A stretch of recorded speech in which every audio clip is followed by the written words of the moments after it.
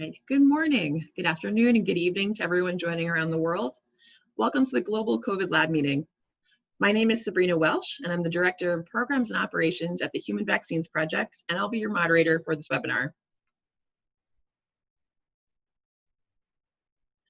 Since our last meeting, new clinical trials with COVID vaccines have started, and a few groups have published early looks at the clinical data, and a lot of progress has been made on the antibody side. And you'll hear more about that today from our two speakers on neutralizing antibodies. I also wanted to highlight a paper from our first speaker in this series. Dr. Jim Crow's group has published their work on the detailed structure, function, and in vivo studies of best-in-class human neutralizing monoclonal antibodies to SARS-CoV-2 in Nature this week, so be sure to check that paper out. And another of our speakers, Dr. Betty Korber, also recently published her paper in Cell on SARS-CoV-2 variants. And so we just posted the recording of her talk that she gave in the Global COVID Lab Meeting. So if you missed her great presentation, it's now available on the Human Vaccines website, Human Vaccines Project website. All right, today we have a special double feature with two speakers presenting together, Dr. Thomas Rogers and Dr. Joseph Jardine. Dr. Rogers is a scientific collaborator in the Dennis Burton Lab at the Scripps Research Institute. He is an assistant adjunct professor in the Department of Immunology and Microbiology at Scripps, and an assistant adjunct professor of medicine at UC San Diego. Dr. Jardine received the Helen Hay Whitney Postdoctoral Research Fellowship and a Young Investigator Award from the Center for HIV/AIDS Vaccine Immunology while working in Dennis Burton's lab. And Dr. Jardine is now the Director of Product Discovery and Optimization at IAVI's Neutralizing Antibody Center. In today's lab meeting, Dr. Rogers and Dr. Jardine are going to talk about their exciting study published in Science, describing the isolation of potent SARS-CoV-2 neutralizing antibodies and protection from disease in a small animal model. During the presentation, please send me your questions using the Q&A function in Zoom, and I'll collect them and ask our speakers a broad selection of these questions after they have finished their presentation. We'll have about 25 minutes for discussion, and I hope you'll take the opportunity to ask the questions about the data presented today. It is now my pleasure to introduce Dr. Thomas Rogers from the Scripps Research Institute and Dr. Joseph Jardine from the International AIDS Vaccine Initiative. Thanks for having us. Thank you for joining. We really appreciate your time. Okay, so I think it's my responsibility to get the presentation up. See if you can share your slides. Yep.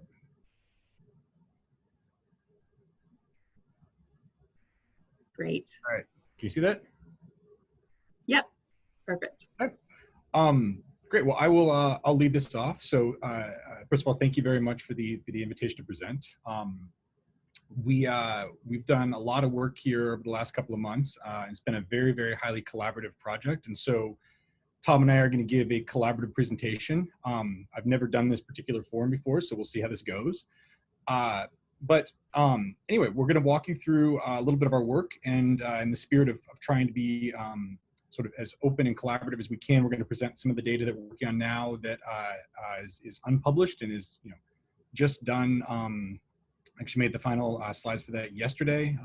We emailed the IAVI lawyers on Tuesday and got them to file some provisionals really quickly. So it's the latest stuff that we're working on. So just to start, I'd like to again reemphasize that this was, it was an incredibly collaborative effort among a large number of people that came together rapidly to do this. So I've tried to highlight the different groups here and what the contributions were. So Tom has played an integral role in this. We really set this up together, but he had access to some patient samples at UCSD, and so that gave us a great source of antibodies. And then he spent a lot of time developing live virus assays. So we had one of our validation strategies, and then he also did a lot of work setting up the animal model that proved really essential to making this all come together.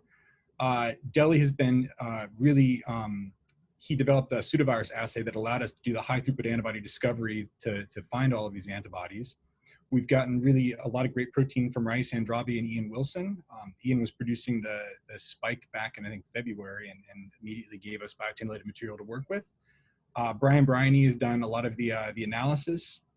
John Taharo, also here at Scripps, he helped us set up the animal model. He's got a lot of experience in respiratory viruses. And then obviously you've got Dennis Burton's contribution with the whole antibody expertise that really made this whole project go. So Just to give an overview of the workflow, this was figure 1 from our paper. And this is kind of what you would do if you wanted to pull antibodies out under really any circumstance. So the 3 things that you really need to find antibodies out of a person is you obviously need a donor pool to get PBMCs from. So we were able to get that from UCSD. You also need recombinantly expressed proteins to do your sorting with. And so we had multiple good sources of biotin-related material. And then you need to develop your neutralization assays so you can evaluate your antibodies. And so the first effort that we had was really putting these 3 pieces together. And then once we had that, it was just finding the antibodies as quickly as possible. And so Tom and I wrote a grant a couple years ago to work on this type of a project, and didn't ultimately get funded, but it had us thinking a lot about how you would go about cutting certain corners so you could make everything as fast as possible. And so having chewed on that for a few years now, we decided to put into place the strategy that we came up with, where you go from single cell sorting through, you get production of your antibody, I think at about 8 days. And then in 2 more days, you actually can evaluate and screen for your binders and your neutralizing antibodies. And then from there, you scale the hits. And then so while all of this was going on, we also were setting up our animal model for the protection study so that we could evaluate any antibodies we got in vivo. So this was a project that should have taken, a year or 2. We managed to push everything as fast as we could, and we got it done in about 8 weeks. So that was, a lot of not getting sleep. So at this point, I'm going to hand it over to Tom. So he's going to talk about the patient cohort and some of the early work we did with that. Great, thank you. So one of the things, as a sort of historical context, was San Diego was one of the early sites for individuals, U.S. citizens, that were arriving back from the United States from the Wuhan area. And so we decided that we would take advantage of asking those individuals to donate large blood samples for both the isolation of plasma and the isolation of PBMCs. And so we had the advantage of a early spring initiation of cohort development. And many of those individuals were willing to volunteer to be donors. And so as we began to collect very early samples, one of the things that Joe and I initially discovered that we won't go over in detail this morning was that in the time frame between 4 days post-symptom to even around 10 days post-symptom, in that early plasmablast response, we really didn't find many potent neutralizing monoclonal antibodies. We did discover binding monoclonal antibodies, but we did not discover those that were neutralizing. And so we decided to continue to build a cohort that I'll talk about in more detail. But that was sort of our first snapshot of how COVID-19 initiated a B-cell response in humans. So as we were doing that, we developed a live replicating virus plaque assay. It was developed by relying on a HeLa ACE2 transfected cell line, followed by Washington strain SARS-CoV-2 virus. Those cells are then initiate an infection in a 24-hour time frame. They're permeabilized, and then they're detected as just a plain old regular focus forming unit assay. Those then are counted using HRP as the detection system, and then you can develop a normal neutralization assay. Included that, the Scripps Research initiated a new BSL-3 facility for handling SARS-CoV-2. We developed a new animal facility in that time frame for handling any animal model that would come up at that time. And so some of the data that came from that, and as Joe mentioned, it was highly collaborative. And so developed a pseudovirus assay using a retrovirus system in which various truncations of spike were created to find one that could allow for a rapid luciferase-based assay development for pseudovirus screening. And here you can see the data here on the right side with pseudovirus on the x-axis and live virus on the y. And we see this beautiful correlation between using, first passage live virus compared to pseudovirus. And it actually has a wonderful correlation when you looked across. These are plasma from various patients that volunteered in the cohort. And so we were very encouraged to use that as a high throughput screening assay. Next slide. So the cohort is rapidly expanding, but at the time of the publication, we had 17 individuals with split gender, an average age of 50. The disease severity was quite extreme. We had individuals in the ICU that were intubated. We had individuals that simply volunteered to participate in the study that had incredibly mild symptoms. And as the cohort expanded, we're now up to 100 individuals in the cohort with about 300 mils of donated blood. We have about aliquots of 10 million frozen PBMCs and corresponding amounts of plasma. We've really been focusing now on convalescent samples and trying to get those that are most convalescent to see if we could pin down more mature B cell responses. But in those early days that we were doing these studies, many of these individuals were only 17 days post-symptom. And so we were getting a snapshot of what are the responses that were either being recalled from seasonal coronavirus prior responses, or were pulling from our germline repertoire and we're developing small minor mutations to develop neutralizing antibodies. And as you can see in future slides, we were pleasantly surprised about what the monoclonal antibodies we were able to observe. The past medical histories were quite non-significant, and other people that we presented to have asked, is there a correlation between the titers that we observe or the somatic hypermutation rates that we observed compared to disease severity? And so on the next slide, we'll sort of go through some of the data that we screened them with and see if we found any correlations between those. So our first step into the foray of how do we define what donors we should dedicate an incredible amount of energy and resources to in identifying monoclonal antibodies from this rapidly expanding cohort. And so one of the struggles that we had was how do we isolate those individuals that we want to study. So here you can see this is a SARS-CoV-2 spike ELISA with binding on the y-axis and plasma dilution on the x. And these are 3 individuals that we decided to deep dive into their B cell responses and isolate a significant number of monoclonal antibodies from versus control. And I think quite surprisingly, what we observed is, and just keep in mind, these are nasopharyngeal swab positive COVID-19 participants that had definitive evidence of being exposed to SARS-CoV-2. And we see a large range of binding affinities, with some individuals having quite robust plasma responses. Well, there are individuals that definitively did not develop binding affinities, and we see very similar things when we ask about neutralization as well. We also asked about SARS-CoV-1 spike cross-reactivity, and we saw, as you can see, less robust binding affinities towards those in the plasma dilutions, but we did see some reactivity with COVID-19 plasma to SARS-CoV-1 spike. Next slide. We then asked, what about not just focusing on the spike, but really focusing on the receptor binding domain of the spike?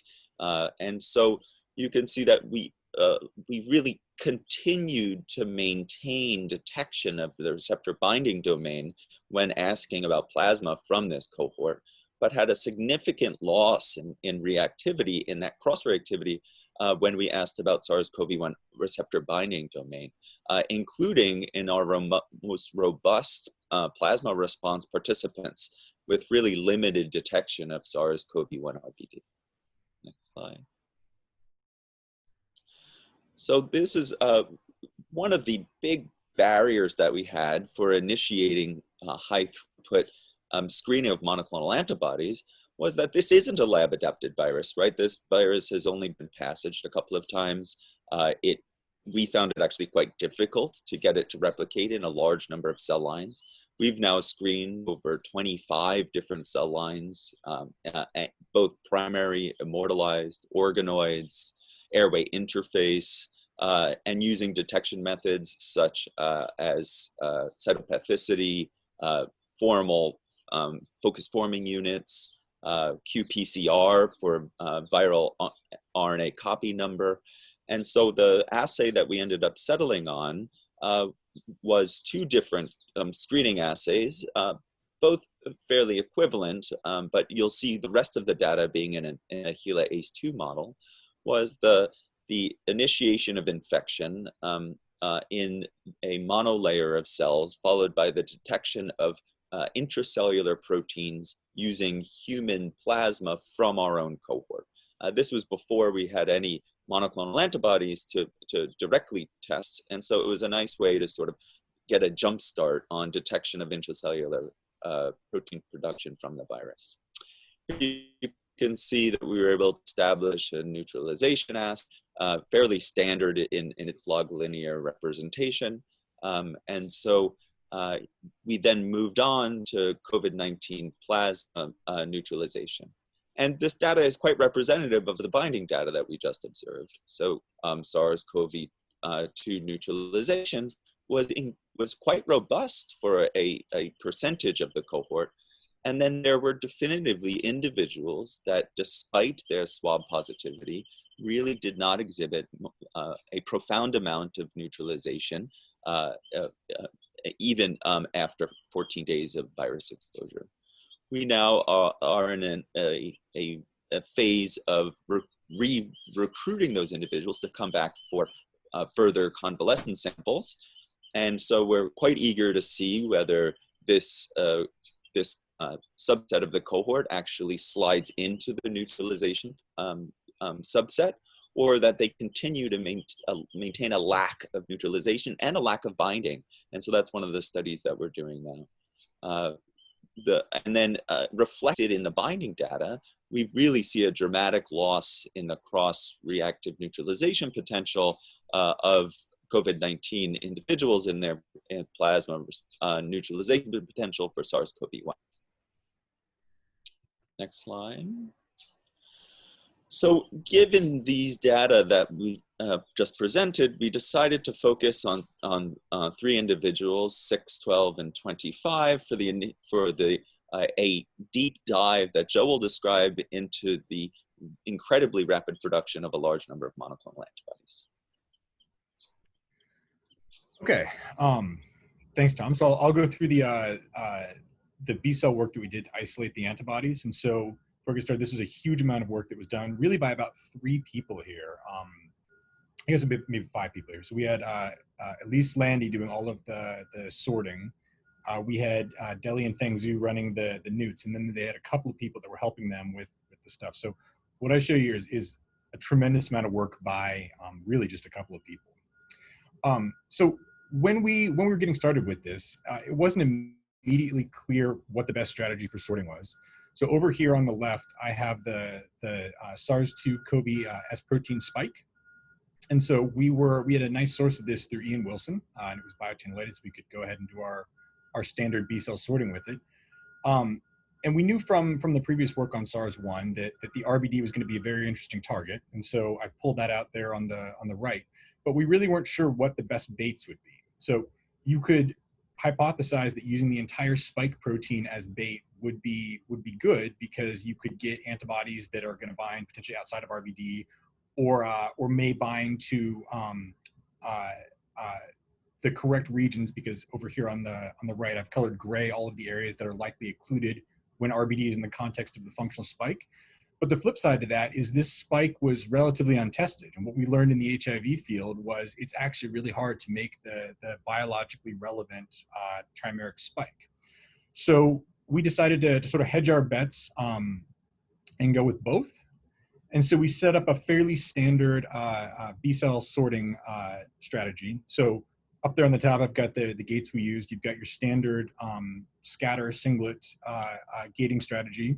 We gated for CD19 B cells, and then had T cells, monocytes on our dump channel. And then we started out gating IgG positive, IgD negative, but then as some of these preprints were coming online that were looking at the significance of IgA, we then, in some later sorts, tried gating just IgD negative. So we'd have both IgG, and IgA. We didn't get a lot of interesting IgA hits, so we do want to go back and look at that a little bit more. But from our population of IgA, IgG B cells, we then gated over here where you have the spike protein on one axis and the RBD, the monomeric RBD on the other axis. And so not surprisingly, you have very few cells that are RBD only. So these are going to bind RBD in the context that's not relevant to the spike. And so you wouldn't expect the immune system to make a lot of antibodies against that. And it looks basically like background noise to me. We had a modest number of spike reactive clones. And so a couple percent from most of the donors did bind to the S trimer. And then we had a small number of S trimer RBD cross-reactive antibodies. So that was typically about 0.1% across the different donors. So these are, I don't know why there's a 12 right there, but these are the statistics from all the people that we sorted. So there's virtually none that had that were RBD positive, spike negative. There's a modest number that are double positives, and there's a reasonable number that were spike positive, RBD negative. You can see one of those donors actually hit almost 10%. So this slide is a little bit complicated, but I really wanted to put it up there because it highlights the tremendous amount of work that people were doing here. So this is our 10-day pathway to get from sorted B cells into validated monoclonal antibodies. So in the first day, we do our single cell sorting, and that goes into a 96-well plate. And usually we do the reverse transcription on that first day to make our cDNA. From that, it's 2 rounds of PCR for the heavy chain, the kappa chain, and the lambda chain. And so the first round just sort of tries to amplify up everything. And then the second round further amplifies that product and adds overhangs to allow Gibson cloning so we can put them directly into our expression vector. Once we'd done the second round, we had to go through and run gels of every single one of these to see, did we get a band, yes or no? And we actually had pretty high efficiency. So I think we had about an 85% chain recovery. And so that meant about 60–65% of the time we get a heavy and a light chain to make our antibody pair. So once we knew which wells amplified up, we then rearrayed the plates because you can get rid of a lot of space. We cleaned the DNA, and then we directly Gibson cloned it into our expression vectors. And at this point, you normally plate out and take us a couple colonies and sequence confirm, but we spent some time optimizing the efficiency of our Gibson transformation. And what we realized is we could do the Gibson reaction and then outgrow the entire bacterial prep and antibiotics, and then mini prep it, and we'd get enough DNA and enough plasmid that went in frame that we could do small scale screening. So we would take our mini preps DNA. We did our transfections in a 24-well plate rather than a 96-well plate, simply because at the time we didn't have the shaker that had an appropriate throw radius to keep 96-well plate cells in suspension. But we did our transfection in 24-well plates, and so that's coming up on day 4. We cultured them for typically 4 or 5 days, and then rather than purifying, we take directly out of the soup, and we could test for ELISA binding as well as neutralization with our high throughput assay.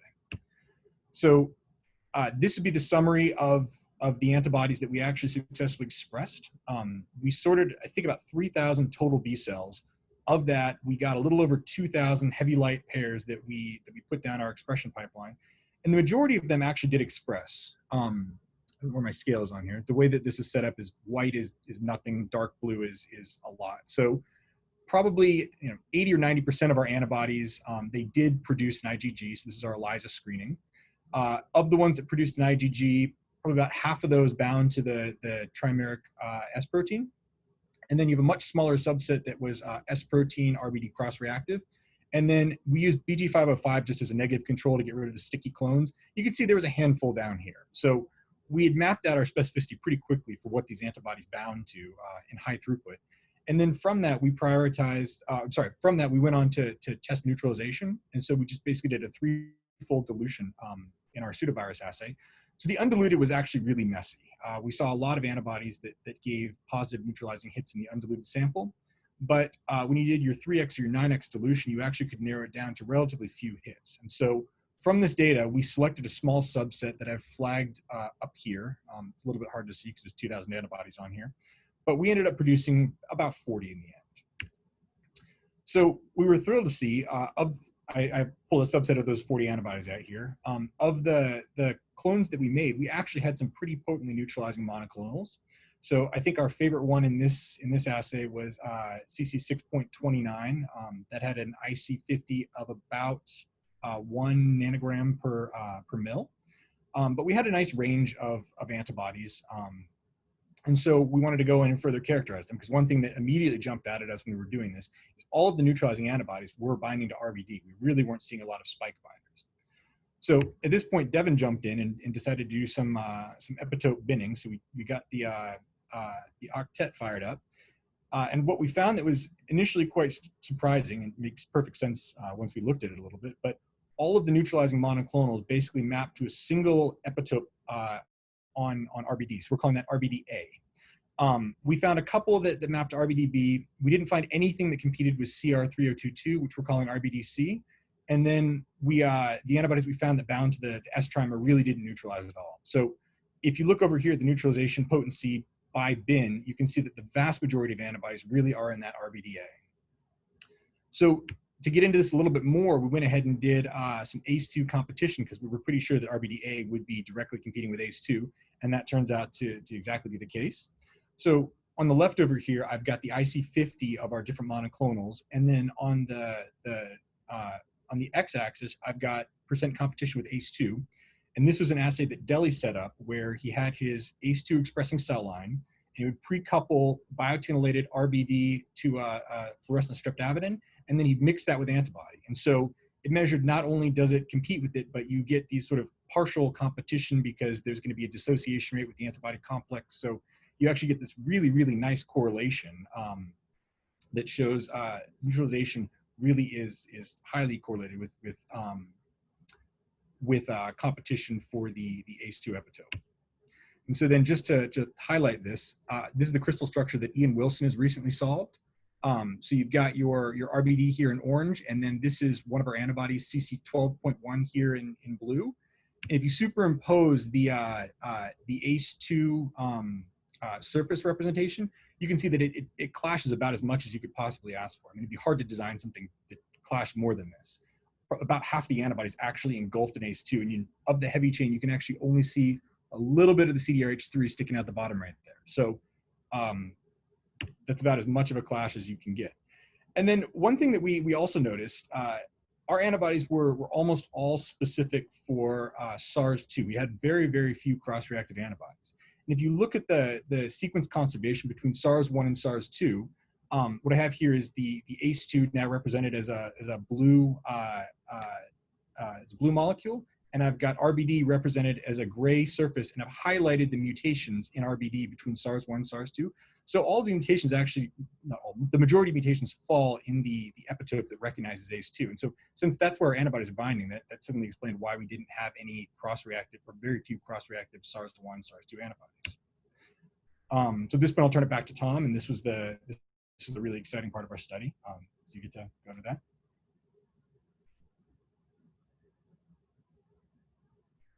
So Tom, you're on mute.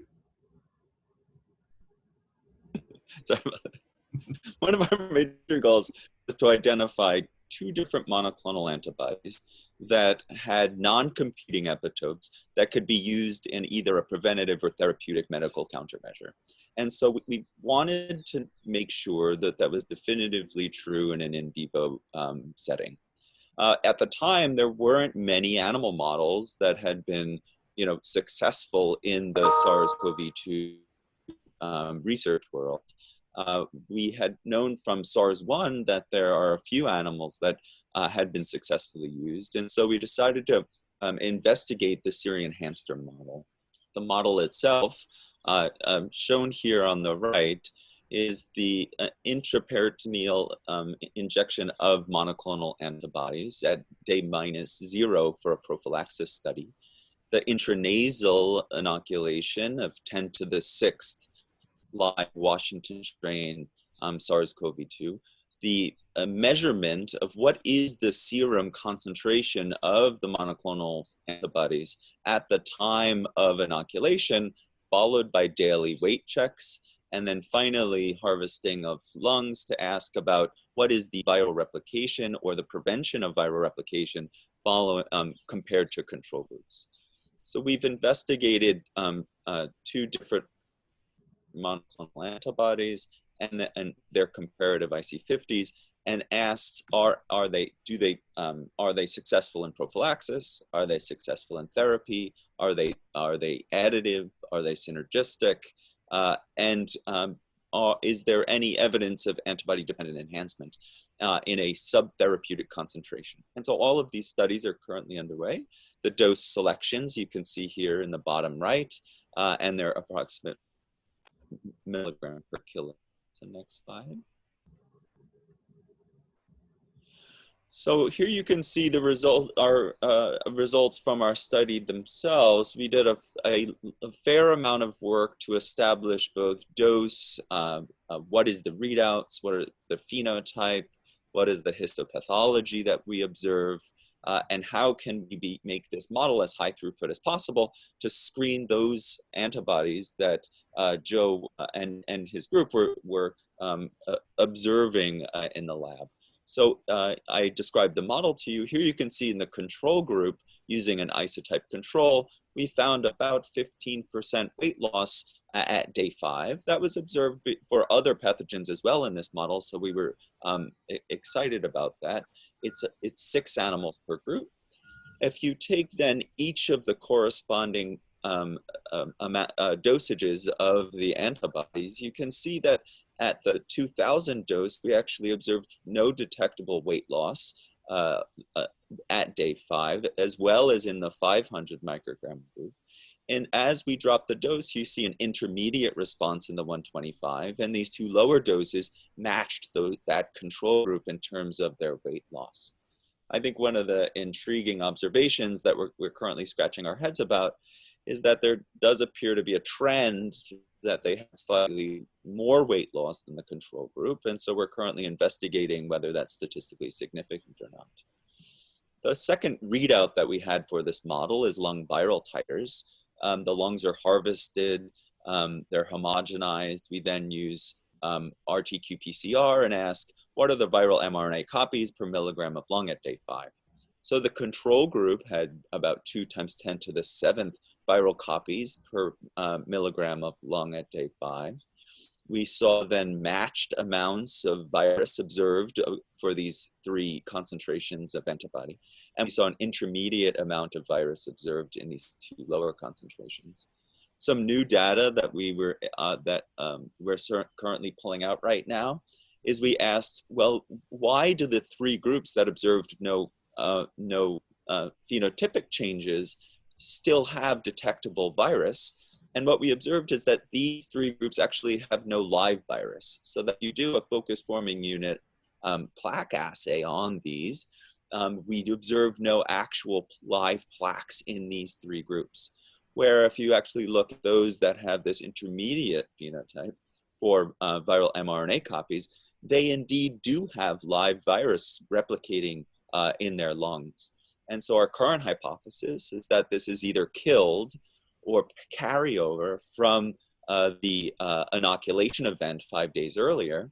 And that seems plausible because that's actually what we're observing in our human cohorts, that you can continue to do nasopharyngeal swabs and individuals that have no symptoms continue to be RNA positive despite likely not having any continued viral replication. And so we'll continue to investigate what is the role of residual RNA and how long does it last and how can we use that as a way to pin down diagnostics for the future.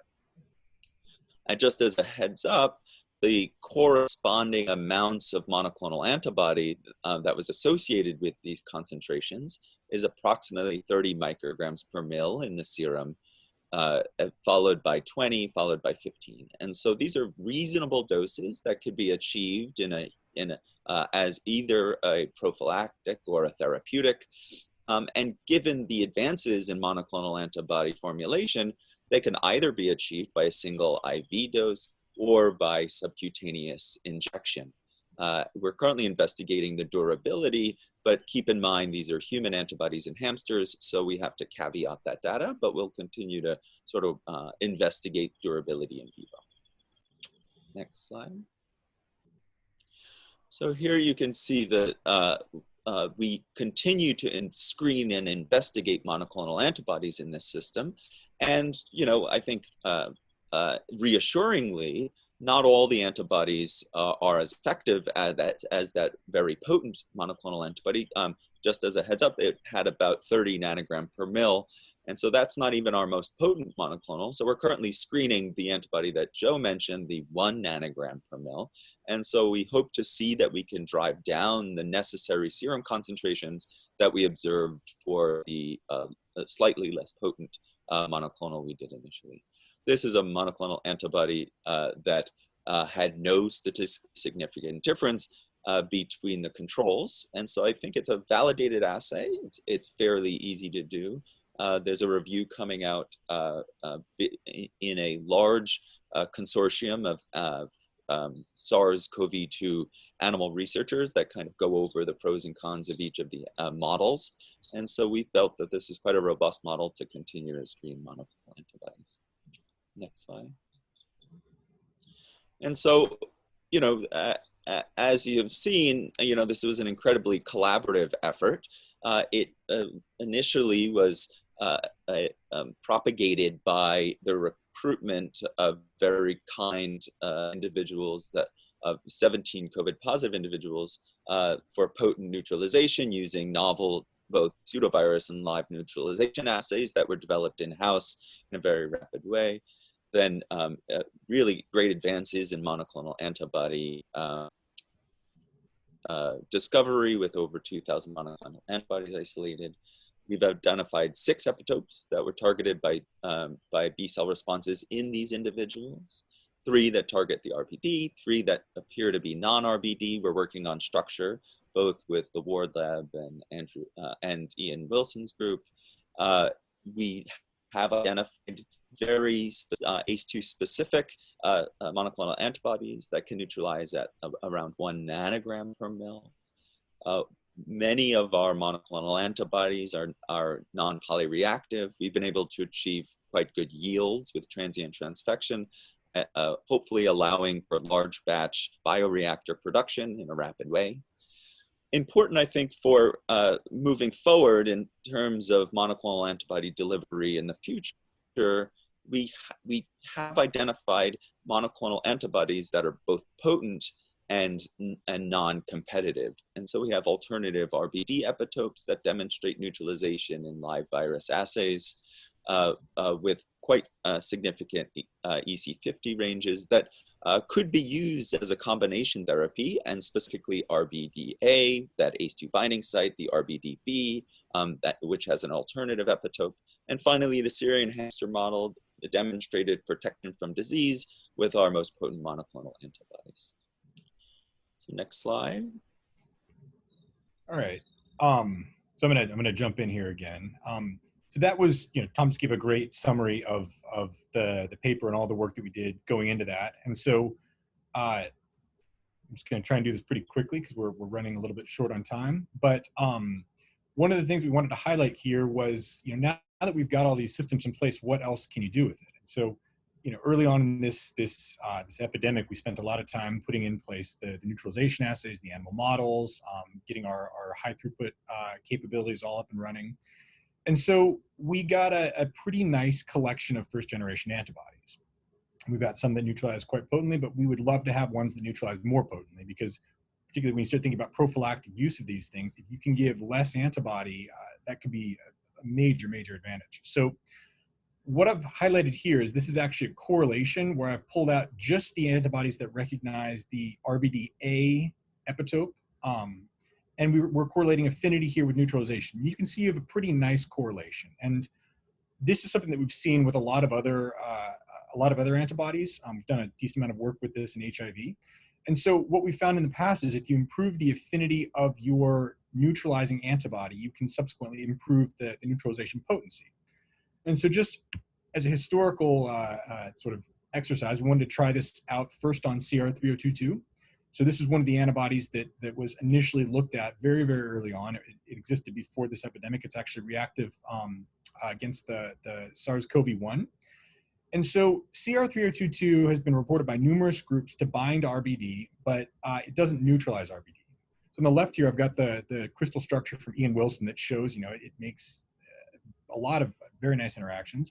Looks like a great antibody interface. But then over here on the right, I've got the SPR affinity for the CoV-1 RBD, where it binds, sub-nanomolar affinity, and that's great. But CoV-2, it really doesn't bind tightly at all. It's got this 25 nanomolar KD and very fast off rate. So when we looked at this, there's a lot of discussion right now as to why CR302 doesn't neutralize SARS-2, and one of the hypotheses that's floating around out there is that it's an accessibility issue where RBD exists in an up-down state different between the two viruses, and so just the epitope sterically occluded. But we looked at this and we said, we can't rule out the steric occlusion hypothesis, but these kinetics don't look like a neutralizing antibody. So let's see if we can affinity mature this and make CR302 neutralize. So we use yeast surface display for all of our optimization work. I've just got a very quick overview of the pipeline where we take our starting antibody. I then called up my friends over at Twist and had them quickly whip up a library for affinity maturation. So we put single mutations in each one of the CDR loops, and we shuffled all of that together so we could screen a fairly large combinatorial space. We threw it up on the surface of yeast, and we screened for the variants that bound RBD with higher affinity. From there, we expressed a handful of antibodies, and then we wanted to characterize them for both binding and neutralization. So we put this process in place while the other stuff was going on. This was a little bit of a side project for us initially, because first we wanted to just find as many good antibodies as we could. But we wanted to see how this worked as far as improving the antibodies that we ultimately can get our hands on. So it turns out that it works quite well. What I've got here on the left is I've got ELISA binding of 25 improved variants. So those are going to be in gray there, and I've highlighted a couple of the interesting ones in blue, red, and purple. And then the wild type CR302 is in black. So if you look at binding to SARS-CoV-1 spike, you can see that actually they all bind with pretty comparable affinity. Maybe the improved ones are a little bit higher, but there's no major differences. When you look at CoV-2 down below, though, you can see that the engineered antibodies have much higher affinity compared to the wild type CR302. And then, as our sort of second confirmation on the right there, I've got the SPR sensograms. So all of them still bind quite well to SARS-1 RBD, but you can see that the original CR302 that had the 25 nanomolar KD that looks much like a small molecule, with the affinity maturation now is actually up there looking like an antibody again. So we were able to get a substantial increase in potency. I think we got about 1,000-fold, because it's ECR302.20 binds about 20 picomolar to the SARS-2 RBD. So we then took that and ran it through our neutralization assay, and we were quite happy with the results. So over on the left, we have our SARS-1 pseudovirus. And again, I've got these colored the same as before, where the parental CR302 is in black. And you can see we got a nice bump in neutralization potency for all of the designed antibodies. But the exciting part was for the SARS-CoV-2, the parental CR302 doesn't neutralize at all. You can see it go up a little bit there at the end. That's something that shows up pretty often in neutralization assays. You see a little bit of noise there. But we got a large number of the engineered antibodies to bind with, or to neutralize with modest potency. So it's nothing like the RBD-A epitopes that we're looking at, but we've got an IC50 of less than 1 microgram per mil for a decent number of them. So this in and of itself was kind of exciting. It was fun to see how quickly we could do this. But what we're really looking forward to now is going on and trying this technology on all of the antibodies that we pulled out that already start with IC50s of single-digit nanogram per mils, to see if we turn the affinity crank on them a little bit, can we get even something modest like a 5-fold bump in potency would be great. So we're now, that's one of the efforts that we're running through right now with all of the antibodies that we've got, and we should hopefully know whether it works fairly soon. So I think with that, I'd just like to thank everybody involved. This has been a huge collaborative effort. I just want to stress that again. It spanned 3 different institutions. So UCSD, again, with Tom, provided all of the samples, did a lot of the really important biology work. At the IAVI NAC, we went through and used our antibody isolation expertise to pull out the antibodies and get them expressed, in the time scale that we needed to do.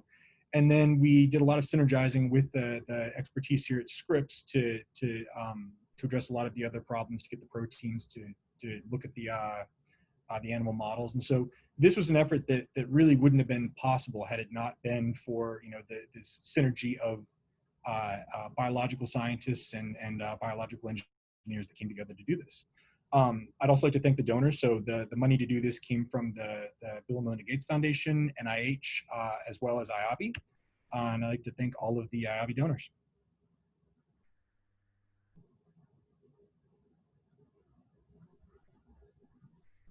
Joe and Tom, thank you so much. I'm going to take the screen back now. Unless you'd like to keep your data up for the Q&A, that might be helpful for some of the questions. We're getting very specific questions about some of your data. So thanks for everybody for sending in questions. We're going to try to get through some of those now. We had an investigator ask, he found RBD has more LD50 than spike 1 of SARS-CoV-2 in a capture ELISA. Is that what you observed, and what type of ELISA did you use? So I believe that I can actually pull that data back up because I have Great. that. You're correct. I believe we directly coded ours. And so, yeah, we did. Well, no, ours looks actually pretty comparable. I mean, Tom, did you notice this at all? So the proteins here are his tagged, and so it's a pretty standard detection ELISA in which it's coded blocked. We did both plasma as well as monoclonal antibodies. We did full-length spike and RBD in the same manner. And so, you know, if you flip back and forth, you observe that they're fairly equivalent. You know, definitively there's a SARS-CoV-2 preference over a SARS-CoV-1 preference, and I think that from a B cell response perspective, I think that that's important. But the responses were fairly equivalent, not only through the cohort, but across individuals as well. If you actually rank those individuals, the high responders are the high responders, and the low responders are the low responders, and so they go up equivalently. Okay, great. Okay, we're getting questions on the different RBD domains. Is there any data on the synergy of monoclonal antibodies targeting different RBD domains? We haven't done that experiment yet. That's in the plans to look at. So we have tested, we tested in vitro neutralization, and we know that we didn't see any synergy there. So we've looked at all kinds of combinations. I don't think we've done it exhaustively. There's probably, you know, I don't think we've covered that matrix entirely, but at least with our potently neutralizing monoclonals, we didn't see a lot of synergy. We haven't tested this in any sort of in vivo systems. That's high on the list of things to do to see, you know, can you achieve substantially better protection? Or I know Michelle Newson-Swag was concerned about monotherapy and escape, and so, you know, how that works together. But at least in vitro, we're not seeing any synergy. Yeah, and I'd like to add that synergy for monoclonal antibodies is actually quite rare. So, you know, I would say that we are incredibly motivated for dual therapy, and that escape may be critically important given that we already observe mutations in the spike protein as the virus epidemic matures. We have ongoing passage of, you know, additive dual therapy to see if we can generate escape. And so you know, if we could observe that we're preventing viral escape in subtherapeutic longitudinal passage with virus, that would be, I think, an important observation that may steer the field towards dual therapy and possibly away from monotherapy. And in a related question, based on your epitope binding data, do you anticipate that you've discovered all the potential epitopes for RBD? So binding into A and B, et cetera, or how many potential epitope bins do you anticipate for RBD and then for full-length spike? So, I mean, we certainly haven't covered full-length spike. And that was one of the surprising things from this is if you sort of take this back to the HIV problem, RBD is going to be kind of equivalent to the CD4 binding site on GP120, where if you put an antibody there, it directly blocks the ability of the virus to interact with the cell and initiate the infection process. So it's pretty clear what the mechanism is in that respect. But as we got better at finding antibodies in the HIV field, and we had better and better probes, SOSIP trimer being one of the big ones, we were able to go in and find all of these antibodies that recognized epitopes that the mechanism is not as clear, but if you look at some of these apex reactive clones or the Hymanos antibodies, those are they're much more potent than the CD4 binding site one. So we were hoping that we would find something like that with the S protein, and we simply didn't. The S protein antibodies have sort of across the board been a huge disappointment. And like Tom said, we started screening some of the really early donors that we could get, and we had incredibly high affinity antibodies that bound to S and showed no neutralization whatsoever. And we don't understand what's going on here yet. Whether we're seeing, whether there's just you can stack antibodies on S and it doesn't inhibit the infectivity, or whether the S that we're using is just, it's again a SOSIP-like problem where it's not recapitulating the antigenically relevant spike on the protein. Therefore, we're making stuff against decoy spikes that just don't have that just don't neutralize. So I think within the world of S, there's a lot of possibilities, and that needs to be explored further. I mean, within RBD, if you pull this out, you can look. There's the ACE2 epitope is going to be highlighted in yellow here, and then if you look at the red domain, which is about all that's not going to be sterically occluded by other portions of the spike, there's really not that much accessible surface area. And so, epitopes are a little bit difficult to define because you do it based on competition, and it's not like it's a very clear single epitope, and you sort of have some movement there. But I think that probably, with all the different investigators that have found antibodies now against RBD, I don't think we're going to find I don't think we'll find stuff that doesn't compete with the antibodies we already have, but you never know. Okay, interesting, yeah. Did you isolate antibodies against other domains such as NTD? And if yes, did you observe an additive neutralization activity? So in short, I don't know. We didn't find any that were obviously neutralizing to NTD. That could be a function of how we did our screening, because since we were doing it from unpurified monoclonal, we might not have picked up some of the sort of weakly neutralizing antibodies, and that may contribute to our the preference that we found these RBD reactive clones. That's also been on the list of things to do. There's been a couple papers that have recently come out about the NTD reactive antibodies, and whether those could potentially synergize as well. And again, that's another open area of research that would be interesting to look at. And at this point, we have a lot of donors in our cohort.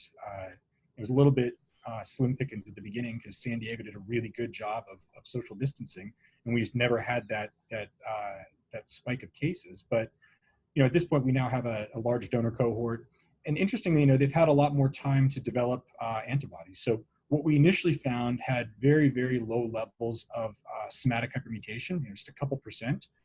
And we were scratching our heads a little bit when we looked at this, because in our experience working in HIV, a lot of these antibodies are incredibly mutated. As a comparison, I spent my graduate career in Bill Sheaf's lab working with BRCA1, and that's 30% mutated from germline. So, it'll be interesting to see what comes out as this progresses. But as of right now, we don't have any NTD antibodies that we're aware of. Okay. And I would say that, our probes early on, really, in my mind, were RBD delivery probes. We know that the RBD was stable, but, it was early in protein engineering, and there have been many advances in stabilizing, full-length spike that we didn't have early on. And so I think we're all eager to go back and ask specifically what are the non-RBD monoclonals that we can pull out given advances in engineering. Yeah, I mean, it's moving so quickly in the field. I feel like there's new data all the time, and it'll probably evolve as the new information comes out. So a couple of people have asked, are you publishing the antibody sequences or plasmid sequences used for the monoclonal antibody? Will that be available? Yeah, those should already be deposited on, sorry, I'm blanking on the server name. Yeah, but they should be in the paper. So the accession numbers should be in our science paper. Great, and we can post a link to your paper when we post the recording of the talk as well, so people can take a look if they haven't seen it. Yeah, and we can provide the plasmids by MTA if that's something people want. Great. Okay, questions about matured proteins. Does matured protein and or RBD bind to germline antibody? Is the CDR3 normal in length? That was a question we got from Bimal. So mature protein? Yes, the question was, does mature protein and or RBD bind to germline antibody? Yeah. So Ian actually has a nice paper that addresses this, where he solved the structure of the CC 12.1 and I think 12.3 antibodies we have. So these were, again, going back to the VRCO1 thing, these were really interesting in that they utilized the same VH gene, and we were looking at them initially because they had the same length of CDRH3, and we hypothesized they probably were binding in a conserved manner. And then he's now gone in and showed crystallographically that they do in fact have virtually an identical mode of binding. They utilize different light chains, but their heavy chain contacts are very, very similar.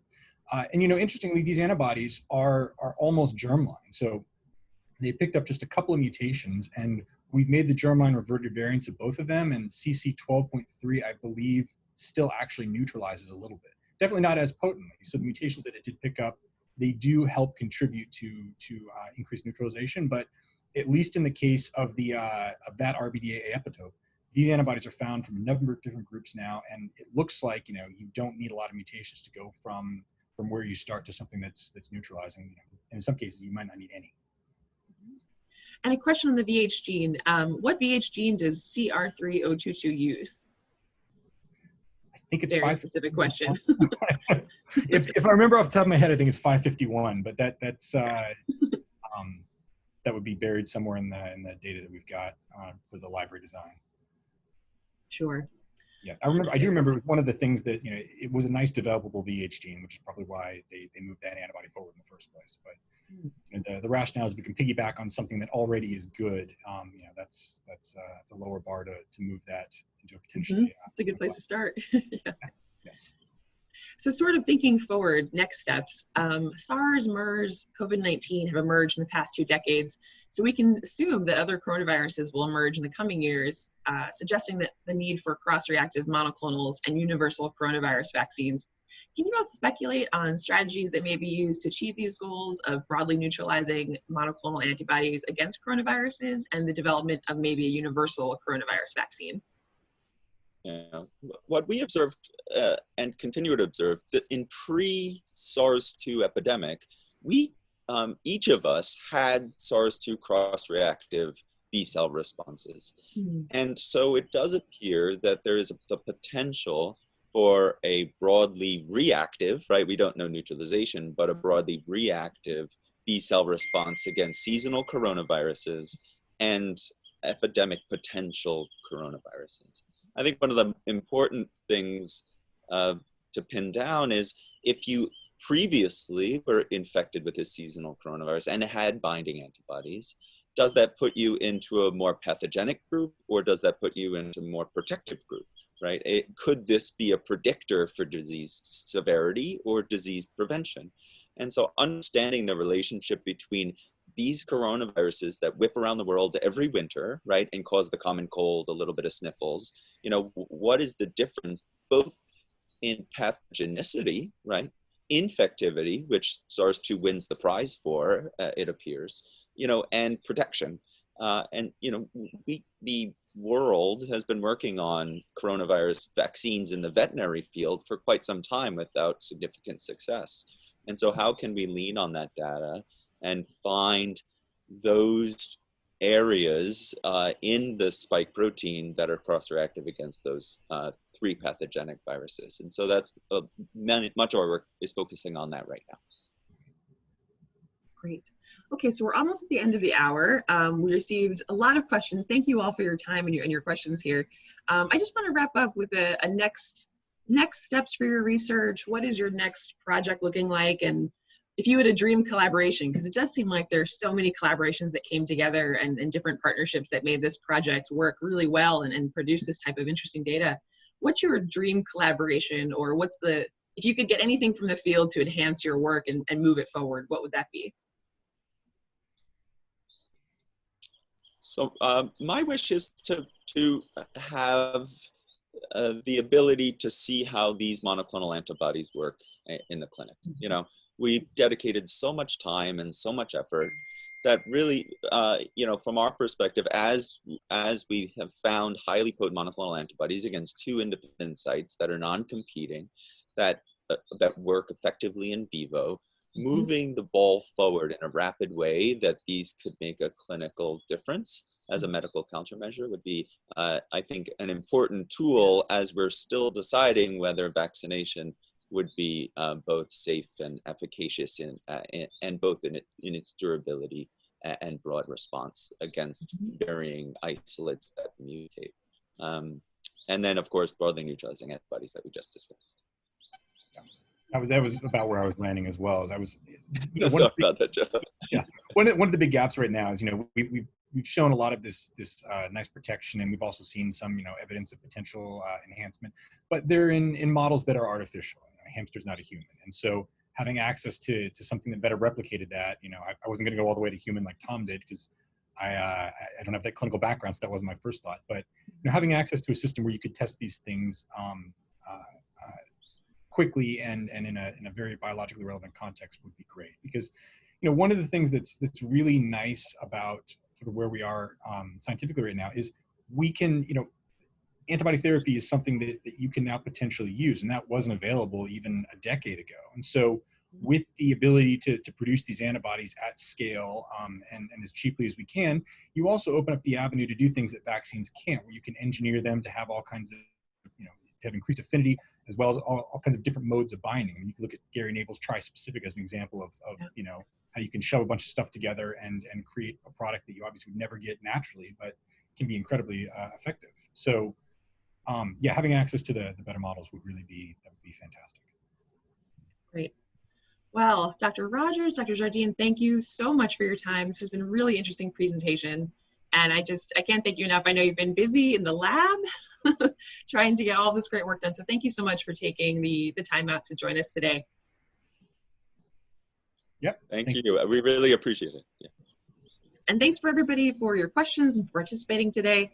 I would like to invite you 2 weeks from today. Oops, there we go. Our next speaker will be Dr. Galit Alter. She'll be speaking about the use of system serology to define antibody responses to SARS-CoV-2 2 weeks from today. And let's see.